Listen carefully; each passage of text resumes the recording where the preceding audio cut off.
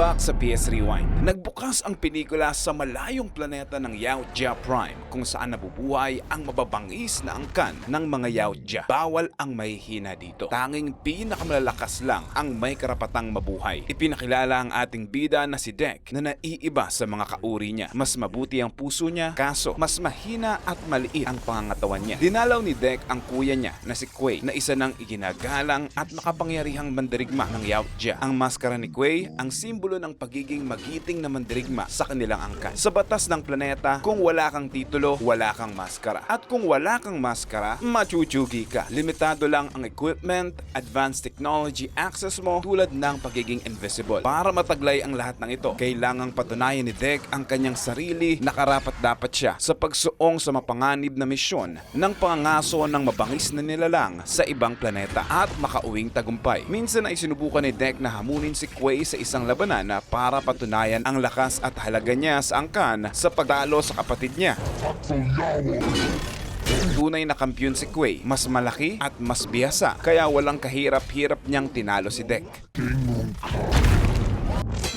Isinama na lang siya ni Quay sa spaceship niya. Sinabi niya kay Dek na panahon na para pumili siya ng target planet para patunayan ang sarili niya sa angkan. Medyo palalo si Dek at pinili ang planetang Jenna na kilala bilang Death Planet kung saan naninirahan ang halimaw na hindi mapatay-patay, ang Kalisk. Kahit ang kanilang ama ay takot dito. Kaya yun ang dahilan kung bakit ito ang target ni Dek at iuwi ang ulo nito sa angkan. Pagod na siyang laging minamaliit ng kanilang ama. Hindi sang-ayon si Quay sa kanya at nangangamba sa buhay ng kapatid niya, pero nangako si Dek na magtatagumpay siya. Sakto namang dumating ang kanilang ama na si Endure, ang mabagsik na pinuno ng angkan. Nagalit ito nang makita si Dek at tinanong kung bakit hindi pa siya pinapatay. Para sa ama, masyadong mahina si Dek at hindi kailanman karapat-dapat sa angkan. Nakiusap si Quay na bigyan siya ng pagkakataon na patunayan ang kanyang sarili. Biglang initya ni Endure ang isang device na bumihag kay Dek at inatasan si Quay na patayin ang kanyang kapatid. Ngayon din, nag-aalangan man si Quay pero sa halip, pinalaya niya ang kapatid gamit ang laser para makapasok ito sa spaceship sa kanilak para hindi makatakas pa si Dek. Lumaban si Quay sa kanyang ama. Tinutol nito ang braso niya at sa huling hininga, inactivate nito ang spaceship para dalhin si Dek sa planetang Jenna. Nakita ni Dek ang pagputol sa ulo ng kuya niya bago pa siya mawala ng malay sa pagbulusok ng spaceship. Kalaunan, nagising si Dek dahil sa alarm. Nasira ang spaceship nang dumaan ito sa mga asteroids at bumagsak sa planetang Jenna. Agad niyang iniject ang kanyang sarili at mabilis siyang bumagsak sa isang kagubatan. Hinanda ang mga armas at napansin ang ingay sa paligid at nagsimulang magmasid. Bumulaga sa kanya ang nilalang na mistulay baging at pinagkukuha ang mga armas niya. Ang mismong mga puno sa paligid niya pala ay buhay at maiilap. Makakapal na parang mga ugat na galamay ng mga puno at hinuhuli siya. Nilabanan niya ang mga ito hanggang sa makatakas siya at umakyat sa mataas na lugar. Mula roon ay nakita niya ang buong lugar.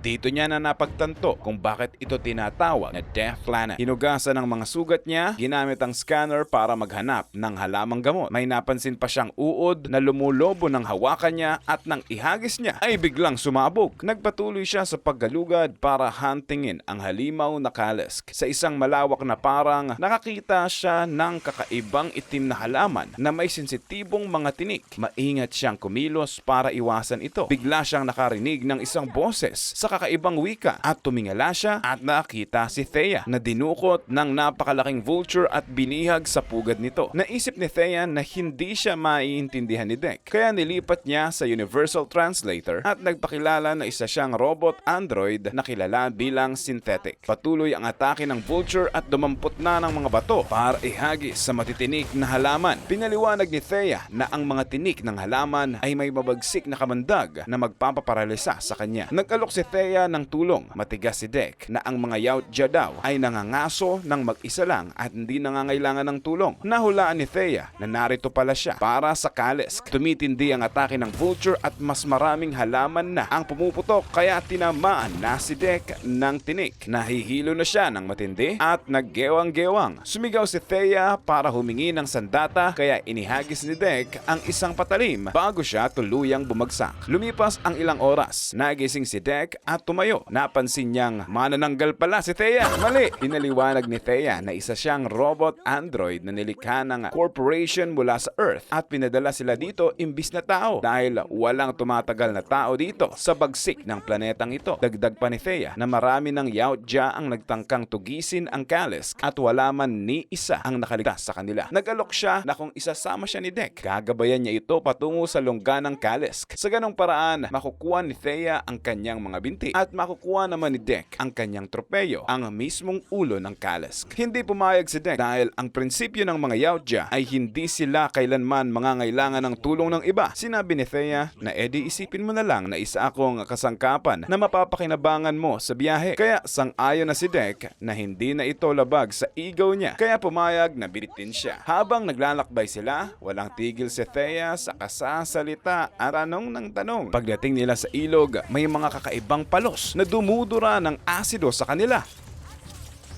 Initya ni Thea ang mga prutas sa lupa at nagunahan ang mga palos na kainin ito. Pagkalagpas nila sa ilog, nagputol si Dek ng mga baging at itinali si Thea na parang backpack. Kinagabihan, nagpahinga muna sila at ginamit ni Dek ang kanyang device bilang ilaw. Nakwento ni Thea na dumating siya sa planetang ito 2 taon na ang nakalipas kasama ang kanyang kapatid na si Tessa at ang grupo nila. Pareho silang mga android pero di tulad ng ibang mga android, binigyan sila ng kakayahang matuto at makaramdam ng emosyon. 2 taon nang nakalipas, nagtayo sila dito ng kampo at araw-araw silang lumalabas para pag-aralan ang planeta. Hanggang sa dumating na ang araw na umatake ang Kalisk, matinding kaguluhan at pinsala na naghiwalay kay Thea sa kanyang kapatid at nagwasak ng kanyang mga binti. Patuloy ang kwento niya pero lumipat na ang eksena sa kapatid niyang si Tessa na naibalik sa kanilang main spacecraft. Muling naayos ang katawan niya, nagkamalay ulit at pinaalala ang kanilang misyon. Hanapin at tugisin ang isang natatanging bioweapon specimen na makukuha nila mula sa halimaw na Kalisk. Ang misyon pala nila ay hulihin ang Kalisk at dalhin sa Earth para pag-eksperimentohan ito. Tinanong ni Tessa kung saan ang kapatid niya at sinabi ng AI na hawak siya ngayon ng isang Yautja. Nagsimula ulit si Tessa sa panibagong misyon. Armado at pinamunuan ang isang bagong grupo ng combat android. Nakita ang huling lokasyong namataan si Thea. Kinaumagahan, lumabas na si Dek para manghuli ng pagkain. Nakita niya ang bone bison na karaniwang pagkain daw ng Kalisk. Sinubukan niyang lapitan ito pero nahiwa siya. Ang parang pala ay puno ng razor grass. Ihahagis na sana niya ang sandata nang lumabas ang isang maliit na nilalang na mula sa puno at lumapit sa kanila. Hindi pa alam ni Thea kung anong klaseng nilalang ito. Umungol si Dek dito at umungol din ito pabalik. Saka hinabol ang bison sa pambihirang bilis dahil hindi ito nasasaktan sa razor grass. Sa gigil na may mas magaling sa kanya, naghabol din si Dek at naglambitin sa mga puno para habulin ang bison.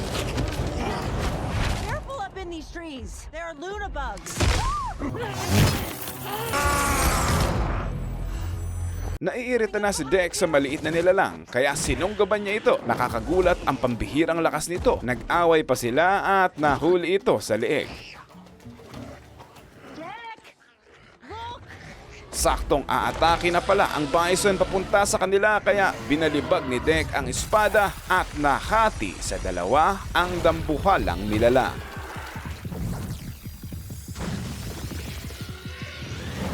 Namangha ang babuit at magsisigaw si Dek sa matagumpay na pagpaslang pero biglang malaking galamay ang kumapit sa binti niya at pinilipit sila. Nadali pala sila ng isang Luna bug. Hindi makalpas si Dek para makuha ang espada niya. Nang lalapain na sila, to the rescue ang maliit na nilalang. Sumuot sa bibig at nasaktan ang Luna bug sa ginawa nito kaya nakatakas sila. Nagalit ito at pinaghabol ang bibuit at lalapain na sana. Pero hinabol ito ni Dek saka hiniwa ang ulo nito at bumagsak kaya natuwa ang maliit na nilalang. Samantala sa paghahanap ni Tessa kay Thea, natagpuan nila ang pod ni Dek saka sila inatake ng mga baging. Agad nagpaputok ang mga grupo para masugpo ang mga ito at ginamit ang kanilang flamethrower.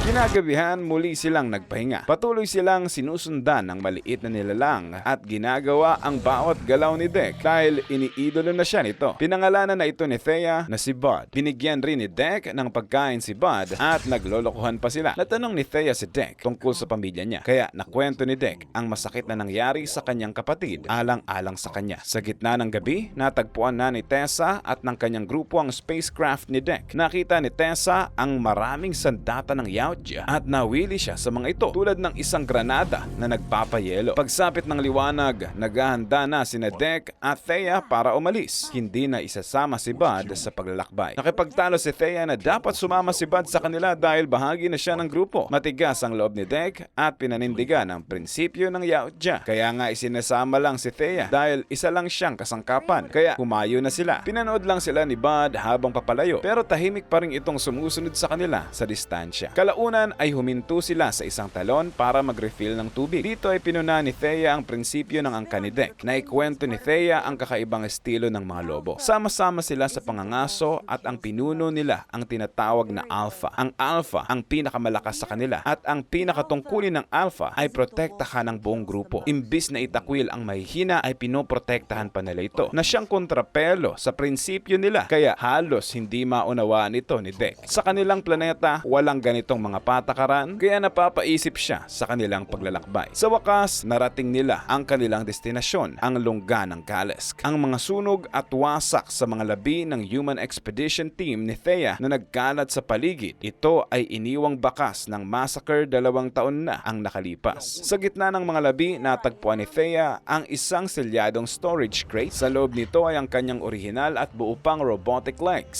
Sa kabutihang palad, gumagana pa rin ang repair machine at magagamit niya ito para muling pagdugtungin ang kanyang mga binti. Labis ang pasalamat niya kay Dek sa tulong nito pero humingi na rin siya ng tawad at umamin. Pinalaan niya si Dek na umalis na sila sa lalong madaling panahon dahil mula nang kumonekta ang kanyang sistema, automatiko itong nagpapadala ng status update sa stasyon. Kaya alam na ngayon ng kapatid niya ang kanilang lokasyon at pupunta na ito sa lalong madaling panahon kasama ang buong combat battalion. Binunyag ni Thea na ang pangunahing misyon talaga nila kaya pinadala rito ay para hulihin ang Kalesk para pag-eksperimentohan. Dagdag niya pa daw ang kapatid niyang si Tessa ay mas malupit at walang awa. Ayaw niyang mapahamak si Dek kaya pinalis niya na ito. Nag-alab ang galit ni Dek sa kataksilang ginawa ni Thea na ginamit lang siya para makuha ang mga binti niya at kaagaw pa niya sila sa Kalesk. Tumanggi siyang umalis at sinabing mas gugustuhin niya pang mamatay na may dangal kaysa tumakas sa kanila na parang duwag. Sa gitna ng mga guho at mga natapong langis, sinindihan ito ni Dek para lumikha ng makapal na usok na magpapaakit sa Kalesk. Hindi nagtagal ay lumitaw na nga ang Kalesk. Hindi nagatubili si Dek na umatake agad. Pinutol agad ni Dek ang buntot nito pero agad ding tumutubo at nagsara ang mga sugat dahil kaya nitong mag-regenerate. Ito ang dahilan kung bakit ito kinakatakutan na halimaw dahil mahirap itong mapatay. Nagpatuloy ang labanan at kailangan ni Dek na umiwas sa sunod-sunod na pag-atake habang sinusubukan ni Thea na kunin ang kanyang mga binti. Sa sandaling iyon, may nakita siyang baril at nagpaputok sa halimaw. Sa pamamagitan ng mahusay na strategy, nakatakbo si Dek paakyat sa katawan ng nilalang, tumalon sa ibabaw ng ulo para tuluyan itong mapugutan. Sa kasamang palad, hindi pa rin yun sapat para mapatay ang halimaw dahil muli lang itong nagre-regenerate. Sinunggaban ng Kalesk si Dek at inamoy siya. Katakatakang tumigil ang Kalesk sa pag-atake dahil may naaamoy siya kay Dek. Biglang may canister ang bumagsak sa pagitan nila. Sumabog ito ng isang cryogenic energy at sa isang iglap ay parehong nagyelo sina Dek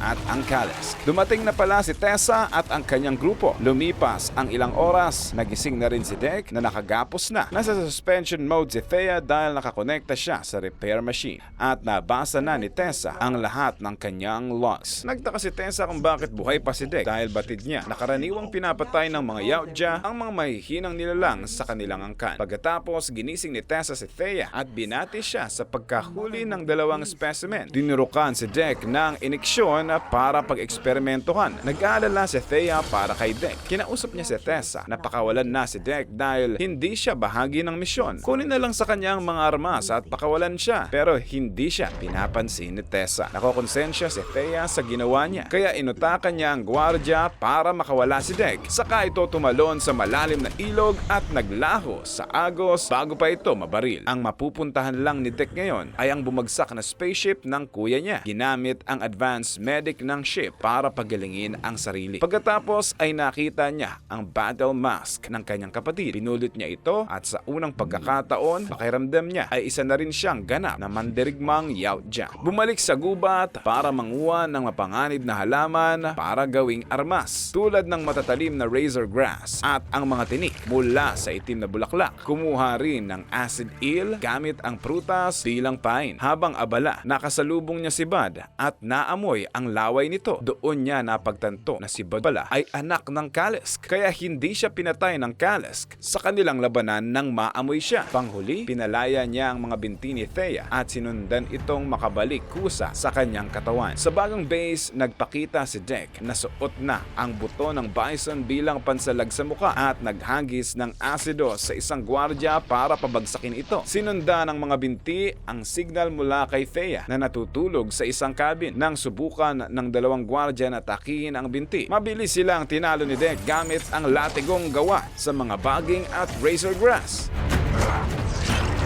Tumulong din si Bud sa pagwasak sa mga gwardya at mabilis na napapatumba ang mga ito. Patuloy na tahimik na kumikilos ang dalawa sa base at pinapabagsak ang sinumang madadaanan para makausad ang binti ni Thea nang walang sagabal. Samantala, kausap ni Tessa ang kumpanya at sinabing babalik na sila sa lalong madaling panahon, dala ang Kalisk. Nang tanungin siya tungkol kay Dek, ay nagsinungaling at sinabing patay na ito. Nahanap na ng binti si Thea. Sinunggaba ng leeg ng bantay at agad na pinatumba saka binuksan ang cabin. Nagising si Thea at natuwa pero narinig niya ang paparating ng mga gwardya kaya nagkunwari siyang tulog saka inatake ang mga ito.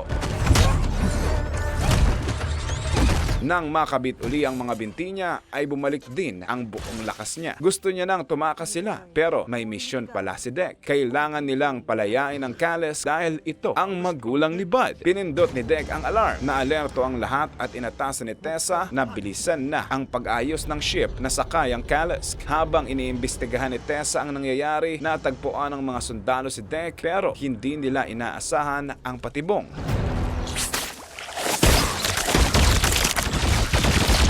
Bumulaga si Tessa sakay ng higanteng Robotech suit.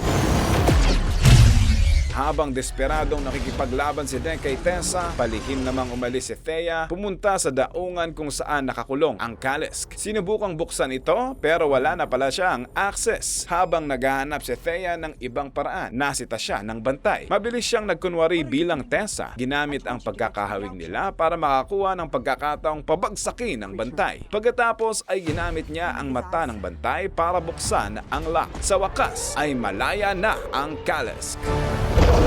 Galit ang halimaw kaya agad na sinugod si Tessa.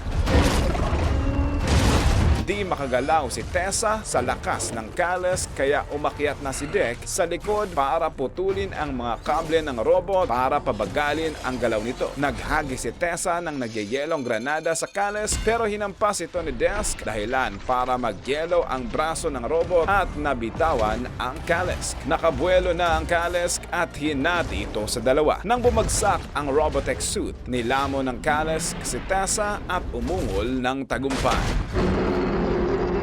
Lumingon ng Kalisk para hanapin ang kanyang anak na si Bud na papalapit na sa kanya kasama sina Dek at Thea. Natuwa ito na magkasama sila nila Bud at naantig naman si Dek kaya nagbigay pugay sa Kalisk sa pamamagitan ng pagdikit ng noo nito. Biglang may naramdaman ng Kalisk at sumabog dahil sa isang granadang yelo na inactivate ni Tessa na buhay pa pala sa loob ng halimaw. Lumabas siya at aatakin si Thea pero sinaksak siya ni Dek mula sa likuran at tuluyang namatay. Kinuha niya ulit ang aparato niya at pinunit ni Bud ang ulo ni Tessa. Pagkaraan ng ilang panahon, bumalik si Dek sa planeta nila at binigay ang ulo ni Tessa sa kanyang ama. Tinuturing pa rin ni Njor na isa siyang kahihiyan ng kanilang angkan at nagpadala pa ng 2 mandirigma para patayin siya. Pero umatake agad si Dek at madaling pinaslang ang mga ito. Kaya hinamon na ni Dek ang sariling ama sa isang laban. Sa tindi ng labanan ay ginamit na ni Njor ang kanyang invisibility at inactivate naman ni Dek ang makina ng ship para lumikha ng sandstorm at makita ang kanyang ama. Pinutol ang braso nito gaya ng ginawa nito sa kuya niya at sa wakas ay kinilala na siya ng kanyang ama at inalok ng pwestong wala sa angkan. Ganun pa man ay sinabi ni Dek na mayroon na siyang sariling angkan. Saka kinain ng malaking kalisk ang ulo ni Njor. Ito na pala si Bud. Lumaki na. Kinongratulate siya ni Thea sa kanyang tagumpay. Kinuha ni Dek ang balabal ng kanyang ama at sa pagkakataong ito may isa pang spaceship ang dumating at sinabi ni Dek na iyon naman ang kanyang ina. Hilig mo bang balikan ang pinakamagandang movie sa kasaysayan? Subscribe na para sa marami pang masasarap na recap.